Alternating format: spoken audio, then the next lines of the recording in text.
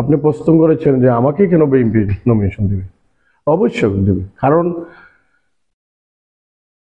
আমি ৪৫টি বছর নবীগঞ্জ বাহুবলে হাঁটি হাঁটি পা পা করে তিলে তিলে এই সংগঠনটা তৈরি করেছি। এখানে বিএনপি বলতে কোনো সংগঠন ছিলই না। ঝিমিয়ে পড়া একটা কমিটি ছিল, এটাকে আমি ওয়ার্ড পর্যায়ে এবং ইউনিয়ন পর্যায়ে, থানা পর্যায়ে মানুষের কাছে পৌঁছে দিয়েছি এবং বিভিন্ন দল থেকে মানুষ বাছাই করে আমি নেতাকর্মী যোগদান করিয়েছি এবং সাথে সাথে আমি এই ৪৫টি বছর আমি এলাকাতে কাজ করেছি, আন্দোলন সংগ্রামে ছিলাম।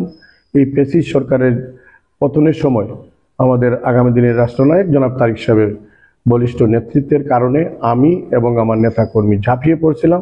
আমরা সিলেট ডিভিশনে হবিগঞ্জে, বিশেষ করে আমরা আউসকান্দিতে, মিরপুরে আমরা বেসমার আন্দোলন করেছি। এই আন্দোলনের ফসলের কারণেই আমি যেহেতু নেতৃত্বে দিয়েছি, আমাকে আমার দল ইনশাআল্লাহ আমাকে মূল্যায়ন করবে।